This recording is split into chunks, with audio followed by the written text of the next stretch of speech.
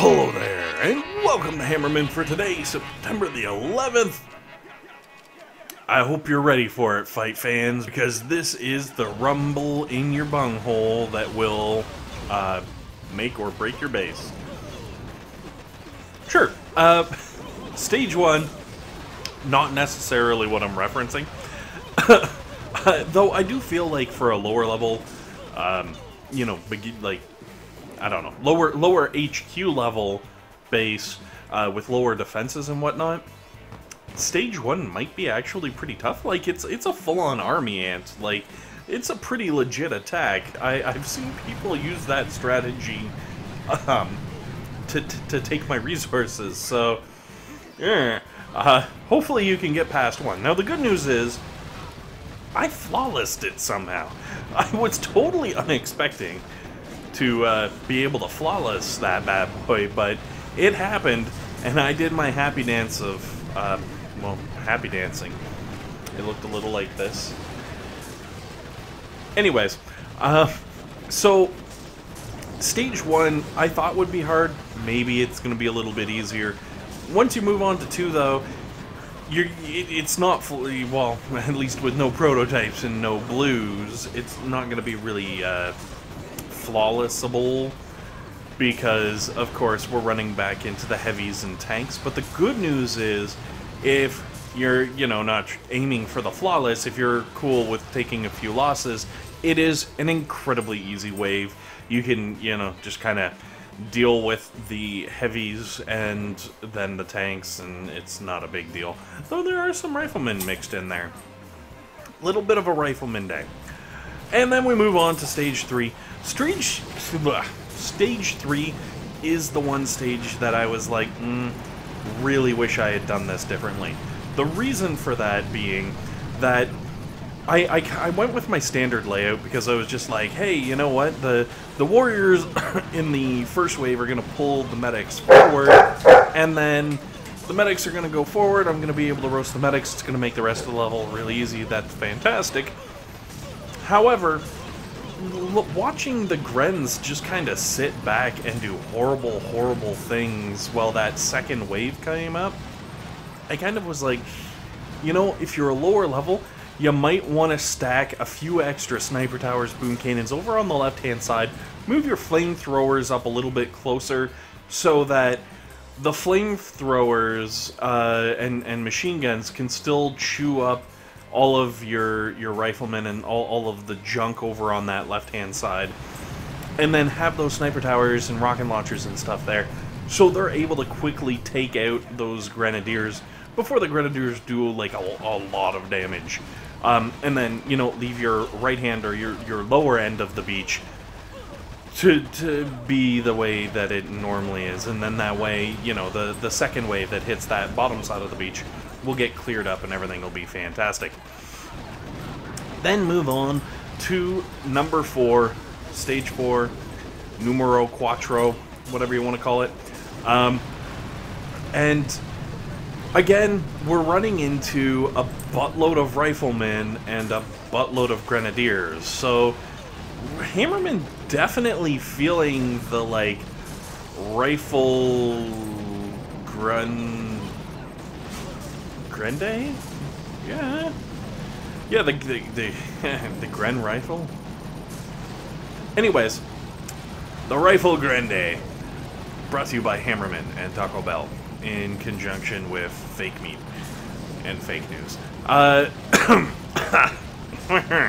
So stage 4 can go down pretty good, pretty easily, but definitely stack your rocket launchers over on the left-hand side, because as you can see at the end, it leaves all of these grenadiers, and they really hollowed out my defenses really poorly, or, well, really badly. It was good for them, bad for me kind of a thing, but, like, those Grens did work, and my defenses are max level, so maybe stack that left side a little bit extra with the rocket launchers, maybe shock launchers, the stuff that's really long distance that can really mess up a bunch of grenadiers. Maybe extra mortars or sniper towers, I don't know. Whatever it takes, get her done. Then we can move on to stage 5, which is, you guessed it, a whole bunch more Riflemen. Only instead of Grenadiers, I guess, this time technically it's tanks. But hey, it's alright. It's just a huge wave of rifles. And the good news is, with the way the base is set up, as you can see, they barely made it through the wall, and then they just run into, like, flamethrowers and machine guns. And even without any prototypes or blue statues boosting them, they get wrecked. Like, rip stage 5. Holy smokes.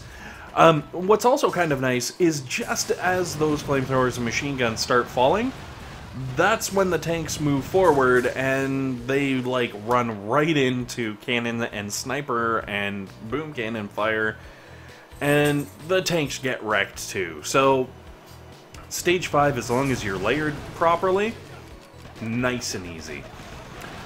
Moving on, stage 6, you guessed it, a whole bunch of Riflemen. Lots and lots of Riflemen.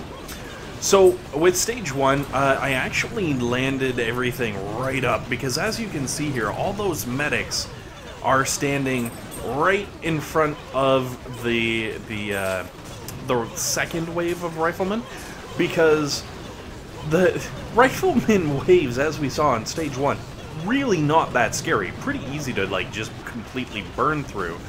What you run into as a problem is when they're backed up by the medics, and the medics start healing them, and it turns into this, like, infinitely recharging wall of death, just plowing through your entire base. So, to combat that, I really front-loaded this base, made sure that that first wave got burnt down as fast as possible so we could get at those medics and chew them up. And as you can see, it kind of worked. I believe there's maybe a couple of medics. Oh yeah, I can see them running around in there. There's still a few medics that are running around, but compared to what actually landed, much, much more sane, much more manageable. If you've got like 2 or 3 medics, okay, that's gonna suck, but it's not as bad as having 12 medics, which are gonna make that invincible wall of death. So, anyways, letting them, excuse me, burn through stage 6, go around. As you can see, it is still very close, but that is, again, because no blues, no prototypes, going through basically on the strength of max level defenses, and man, right down to the line. You can see, like, basically 3 defenses still standing, and fortunately, those 3 defenses were able to take out the last of the rifles. And I guess technically we still had the minefield that they would have had to have run across, so, you know, okay, maybe we had a little bit of a buffer, but my goodness. So, on to stage 7. As you can see, once again, no prototype? What? No, what? That's right, no prototype on stage 7, no blue statues boosting my defenses. This is a pure defense, pure defense of just defensive defenses. Defensively placed for defense. Anyways, so, again, very front-loaded base. Very important that that first wave goes down, because that first wave has a bunch of Grens, and those Grens are going to do horrible, horrible things to all your defenses if you don't take them out. So, front-loaded to make sure those Grens go down, and then after that, I've kind of got the machine guns and flamethrowers scattered throughout my base, so that all of these Riflemen, all of the extra troops that are pouring in, kind of take some hurt and basically get messed up as much as I possibly can.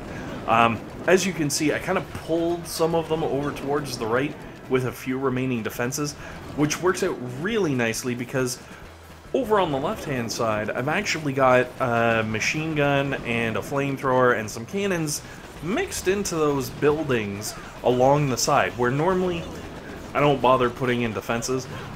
Very important, that shock mine over in front of the flamethrower, just to slow the troops down a little bit, give it a little time to spread some flamey love all over their faces.